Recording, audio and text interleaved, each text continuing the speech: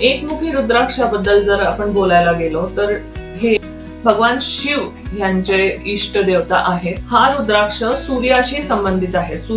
ओम ह्रीं नमः असं बीज मंत्र आहे. जर तुम्ही एकमुखी रुद्राक्ष घातला तर तुम्ही या मंत्राचा जाप करू शकता.